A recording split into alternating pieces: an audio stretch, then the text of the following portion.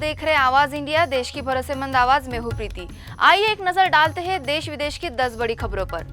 आज लाल किले से प्रधानमंत्री नरेंद्र मोदी ने लगातार 12वीं बार तिरंगा फहराया और राष्ट्र को संबोधित किया। इस तरह उन्होंने पूर्व प्रधानमंत्री इंदिरा गांधी का रिकॉर्ड तोड़ दिया, जिन्होंने 11 बार लगातार लाल किले पर झंडा फहराया था। मोदी जी अब लाल किले से सबसे ज्यादा बार राष्ट्र को संबोधित करने वाले प्रधानमंत्रियों में जवाहरलाल नेहरू के बाद दूसरे स्थान पर है। 79वें स्वतंत्रता दिवस पर प्रधानमंत्री मोदी ने अपने संबोधन में ऑपरेशन सिंदूर का जिक्र किया।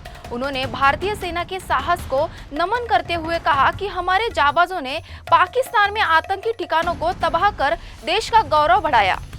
प्रधानमंत्री ने भाषण में कहा कि सेमीकंडक्टर के क्षेत्र में भारत 50-60 साल की देरी के बाद अब मिशन मोड में काम कर रहा है। उन्होंने बताया कि 6 सेमीकंडक्टर यूनिट्स की नींव रखी जा चुकी है और साल के अंत तक मेड इन इंडिया चिप्स बाजार में आ जाएंगी। स्वतंत्रता दिवस की पूर्व संध्या पर ऑपरेशन सिंदूर में शौर्य दिखाने वाले 86 जवानों को वीरता पुरस्कार देने का ऐलान किया गया। एयरफोर्स के 52 जवानों को सम्मान मिला, जिनमें 9 ऑफिसर को वीर चक्र दिया गया। इनमें पाकिस्तान के आतंकी ठिकानों को तबाह करने वाले फाइटर पायलट भी शामिल है। सरकार ने 7 ऑफिसरों को सर्वोत्तम युद्ध सेवा पदक देने का ऐलान किया है। इनमें एयरफोर्स के 3, आर्मी के 2 और नेवी के 1 ऑफिसर शामिल है। इंडियन आर्मी के 18 जवानों को भी वीरता मेडल दिए गए हैं। जम्मू कश्मीर के किश्तवाड़ में मच्छल माता यात्रा के पहले पड़ाव पर बादल फटने से 52 लोगों की मौत हो गई है। 167 लोगों को बचाया गया है, लेकिन 100 से ज्यादा अब भी लापता है। श्रद्धालुओं के टेंट, लंगर और दुकानें में पानी बह गई है।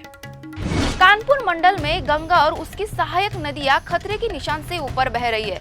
250 से ज्यादा गांव पानी में घिर गए हैं, जबकि झांसी और हरदोई में बाढ़ में डूबने से 2 लोगों की मौत हो गई है।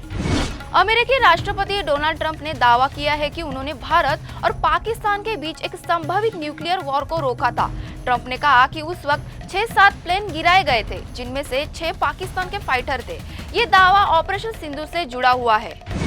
यूपी की चायल सीट के सपा विधायक पूजा पाल को पार्टी से निकाल दिया गया है, कारण उन्होंने विधानसभा में सीएम योगी की तारीफ कर दी थी। पूजा पाल ने सोशल मीडिया पर लिखा कि उन्हें सीट की चिंता नहीं, बल्कि अपने पति के हत्यारों को सजा मिलने की खुशी है।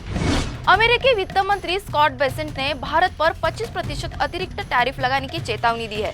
यह फैसला ट्रंप और पुतिन की अलास्का में होने वाली मुलाकात के नतीजे पर निर्भर करेगा। अगर नया टैरिफ लागू हुआ तो भारत पर कुल 50% अमेरिकी टैरिफ लग जाएगा। फिलहाल आवाज इंडिया में देश दुनिया की खबरों में इतना ही। जुड़े रहिए आवाज इंडिया के साथ। जल्द होगी आपसे फिर मुलाकात, तब तक के लिए नमस्कार।